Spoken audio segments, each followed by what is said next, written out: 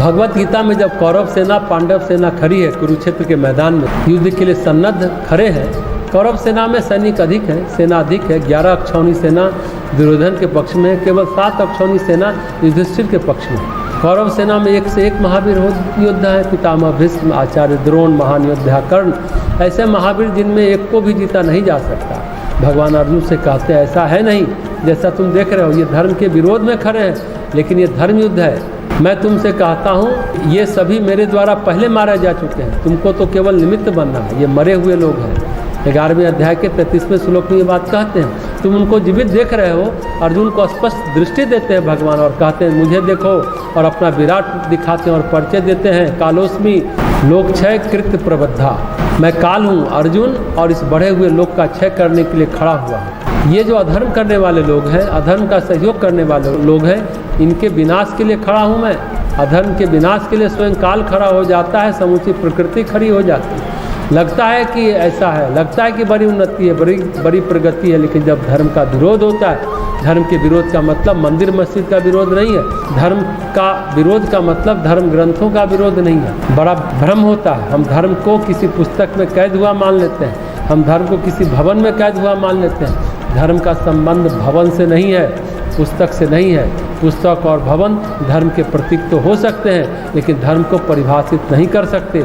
जीवन धर्म को परिभाषित करता है। बहुत विराट प्रकृति, विराट ब्रह्मांड जीवन को परिभाषित करता है। भगवान धर्म पर निवास करते हैं, धर्म पर विराजमान होते हैं। कामदगिरी में श्री राम विराजमान होते हैं, जो ईश्वर के विग्रह माने गए। उनका जो वाहन है उसे धर्म कहा गया है। दुर्गा सप्तशती में कहा गया है श्री भगवती का वाहन है और श्री धर्म का भी रूप है।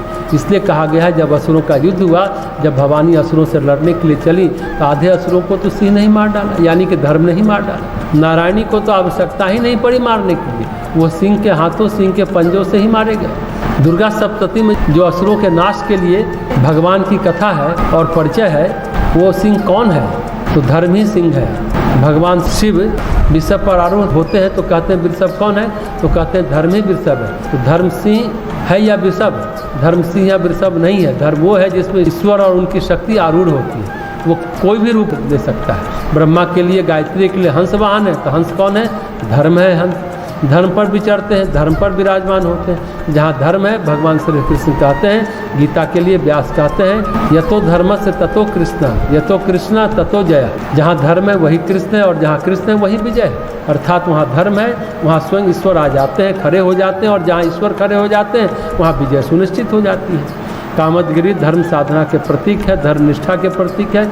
जहाँ धर्म होता है, जहाँ वहाँ तप होता है, जहाँ धर्म होता है वहाँ सद्गुण होते हैं। जहाँ धर्म होता है वहाँ संवेदना प्रवाहित होती है, और जहाँ धर्म होता है वहाँ धर्म का पालन सभी मनोकामनाओं को स्वयं ही पूर्ण कर देता है। और मनोकामनाओं को पूर्ण क्यों करता है?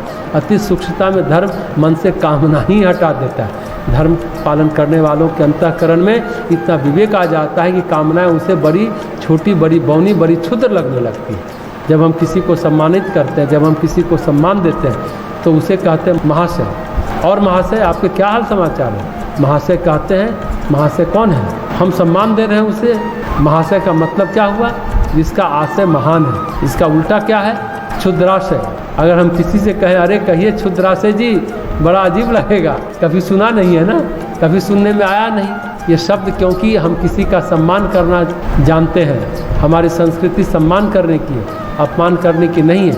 इसलिए हम किसी को क्षुद्राशय नहीं कहते, महाशय कहते हैं। जो धर्म को समझता है, धर्म पर चलता है, वह महाशय होता है। जिसके अंदर का बौनापन, अंदर की क्षुद्रताएं समाप्त हो जाती है। इसलिए जिसमें धर्मनिष्ठा जगती है, उसके मन की कामनाएं ही समाप्त हो जाती हैं। क्योंकि चित्त शुद्धि की प्रक्रिया में हम चल रहे हैं, चित्त शुद्धि की यात्रा हम कर रहे हैं। आरंभ में तो ऐसा हो सकता है कि प्रकाश हो, ऊर्जा हो, हमारी कामनाएं पूर्ण हो, लेकिन धीरे धीरे हमारा विवेक जागृत होगा, धीरे धीरे हमारा वैराग्य बढ़ेगा, हमको सत्य समझ में आएगा और कामनाओं की निरर्थकता समझ में आएगी और कामनाएं ही समाप्त हो जाएंगी।